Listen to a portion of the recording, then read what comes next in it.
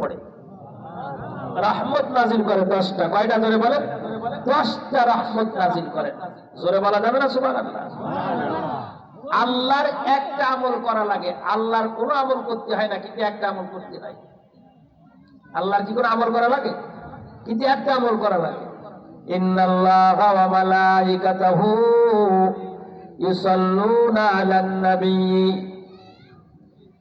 ইয়া আইয়ুহাল্লাযীনা আমানু সাল্লু আলাইহি ওয়া সাল্লিমু তাসলিমা। এই দোয়া পড়ার মহব্বতের মানুষগুলা, দূরে দূরে দাঁড়ায়া কথা শুনলে মজা পাওয়া যায় না, একটা আমল করা লাগে। আল্লাহ তার নবীর উপরে সব সময় আল্লাহ তার নবীর উপরে দুরূদ শরীফ পড়ে। এইটা আল্লাহ নিজের উপরে নিজেকে লাজেম মনে করে নাই। যেই নবীর উপরে আল্লাহ দুরূদ শরীফ পড়ে, আমরাও যদি ওই নবীর উপরে একবার দুরূদ শরীফ পড়ি, আল্লাহ ওই বান্দার উপরে 10টা রহমত নাজিল করে দেয়। কারণ নবীর সুপারিশ ছাড়া কেউ আল্লাহর জান্নাতে যেতে পারবে না। কথা কয় না ঠিক কিনা? সুলাইমান আলাইহিস সালাম রাস্তা দিয়ে সফরে যাইতেছেন। এদিকে তাকান, ফাঁকা জায়গায় চলে গেছে, আজান হয়ে গেছে, নামাজের সময় হয়ে গেছে। এমন জায়গায় গেছে যেখানে কোনো পানি নাই, নামাজ পড়বে, ওযু করবে। আল্লাহর নবী সুলাইমান কোনো পানি পাইতেছে না। বাবা সুলাইমান আলাইহিস সালাম দূরে দূরে দাঁড়ায় দাঁড়ায় ঘোরাঘুরি করে, আর দেখি কোনো কূপ পাওয়া যায় কিনা, কূপের কোনো পানি আছে কিনা। এদিক তাকান, এদিক ওদিকে হালুকুলু করে তাকাতাকি করবেন, বয়ানগুলো ছুটে যাবে, মজা লাগবে না। কথা লাইন অনুযায়ী হবে, কিছু কথা হবে অল্প সময়ের ভিতরে মুনাজাত হয়ে যাবে, আপনাদের ধৈর্যের ভাত ভেঙে যাবে। এমন বয়ান মহিবুল্লাহ করবে না বাবা, অল্প সময় কথা হবে, মুনাজাত হয়ে যাবে। সোনার মানুষগুলো সুলাইমান আলাইহিস সালাম পানি তলাশ করে কোথায় হুজুর পানি পাওয়া যায়। আগের জামানায় যেখানে সেখানে টিউবওয়েল ছিল না, আগের জামানায় মানুষ গাছের গোড়ার ভিতরে পানি রাখা যেত, আগের জামানায় মস্ত করে পানি রাখা হতো, আগের জামানায় মানুষগুলা কূপের পানি পান করত। কিসের পানি? জোরে পান? কূপের পানি পান করতো না? কূপের চতুর্পাশ থেকে রাও করে রেখে পানি পান করত। সুলাইমান নবী দূরে দাঁড়ায় দেখেন একটা কূপ দেখা যায়, ওই কূপের পানি ওইখানে দেখা যায়, কিন্তু পানি উত্তোলন করবে, পানি তুলবে, সেই বালতি ওইখানে নাই। কি দিয়ে পানি তুলবে? নামাজের সময় চলে যায়। আল্লাহর নবী সুলাইমান দাঁড়ায় পেরেশান অবস্থায় দাঁড়ায় আছে, কি করে পানি তোলা যায়?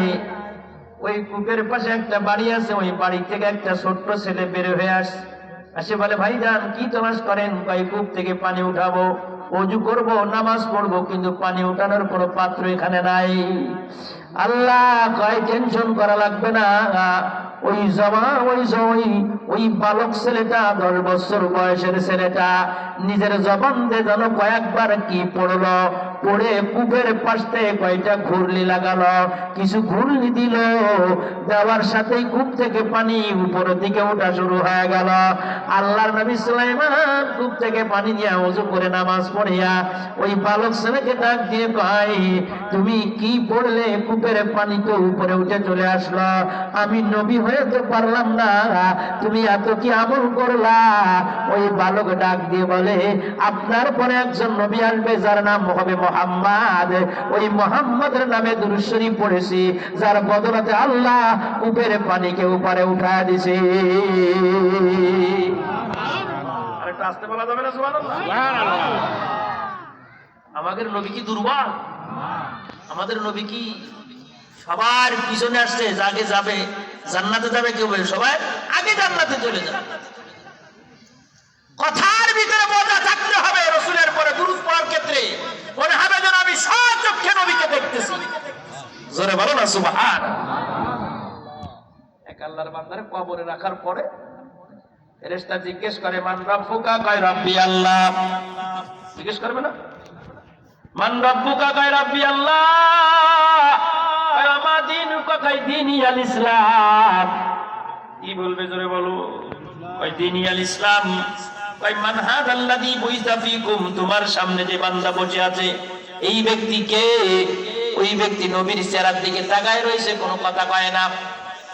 আগে দুটো জব তো ভালো করে দিয়ে দিয়েছে, কিন্তু পরের তার জব আর দেয় না, কথাও কয় না, চুপচাপ নবীর দিকে তাকায় রয়। মুনকার নেকির কয় কথা কও না কেন, কথা কও, কথা কও না কেন, কথা কও, পরিচয় দাও। আল্লাহ 5 মিনিট পার হয়ে যায়, ওই বান্দা মুনকার নেকিরকে ডাক দিয়ে কয়, এ ফেরেশতা, আমি যার দিকে তাকায়ছিলাম তারে দুনিয়ায় কোনোদিন দেখি নাই, তারে স্বপ্নের ভিতরে কোনোদিন দেখি নাই, এই সর্বপ্রথম আমার নবীরে আমার সামনে পাইলাম। আমি যদি প্রশ্নের উত্তর দিয়া দিতাম তাহলে আমার নবী আমার সামনে থেকে সরে যাইত, যার জন্য আমি নবীর চেহারার দিকে বারবার তাকায় রইলাম, যাতে আমার নবীর চেহারা আমি পরাণ ভরে একটু বেশি বেশি করে দেখে নি। একটু জোরে বলা যাবে না সুবহানাল্লাহ? আমরা সেই নবীর উম্মত, কেন দুরূদ শরীফ পড়বো না? দুরূদ শরীফের দ্বারাই এই যারা গাঁজা খাও, মদ খাও, জিনা করো, ব্যভিচারী করো, সুদে টাকা লাগাও, খালাতো বোনের দিকে তাকাও, দেওরের দিকে তাকাও, ভাবির দিকে তাকাও, ওই সমস্ত গুনাহ থেকে মাফের জন্য একটাই ঔষধ হলো বেশি বেশি করে দুরূদ শরীফ পড়তে হবে। 2 নাম্বার, বেশি বেশি করে ইস্তেগফার করতে হবে, গুনাহ মাফ হবে। কয়টা আমল করলে বলেন? কয়টা? আরো জোরে বলেন, মন থাকবে তো? সকালবেলায় কোয়া যাবে তো, মহিপুর সাহেব বলে গেছে দুটো আমল করলে গুনাহ মাফ হবে।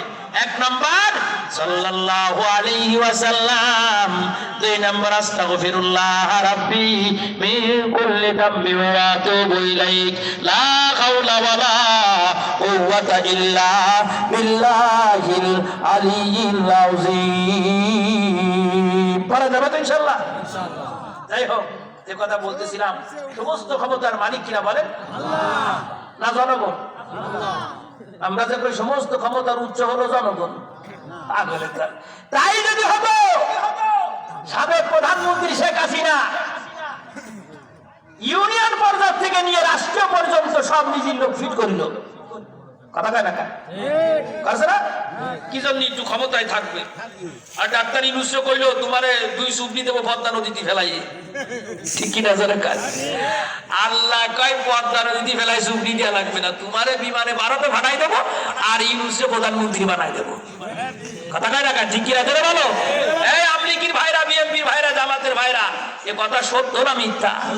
সত্য কথা। আল্লাহ কারে কোন সময় বড় লোক মানাই? নদীর কুল ভাঙ্গে বকুল গড়ে, এই তো নদীর খেলা। নদীর কুল ভাঙ্গে বকুল গড়ে, এই তো নদীর খেলা। সকাল বেলার ধনীরে তুই ফকির বিকাল বেলা।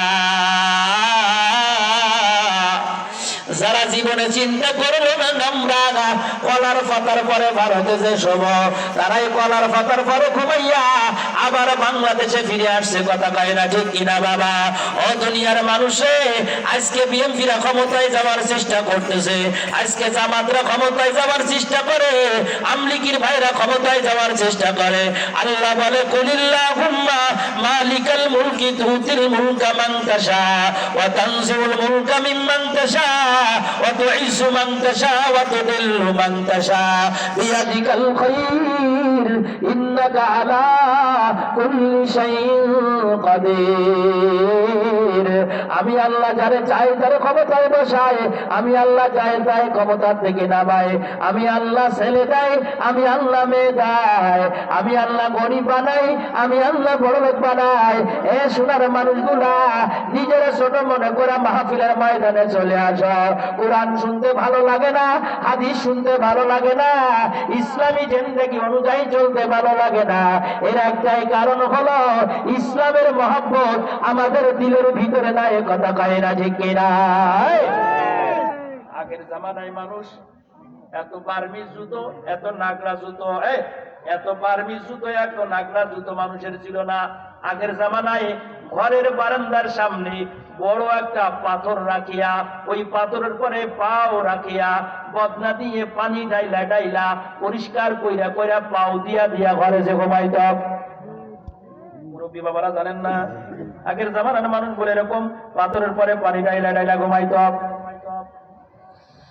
বুড়িমা পাথরের পরে পানি ঢাইলা ঢাইলা পাও দিয়ে ঘরে উঠতেছে। এই দোস্ত, আমি কোরআনের আয়াতের দিকে একটু পরে যাব, আগে আমি আমার আল্লাহর পরিচয় দিয়ে নি। সোনার মানুষগুলো আমার, ওই বুড়িমার পাশ থেকে এক জবান হেঁটে যায়, জবান হেঁটে যায়।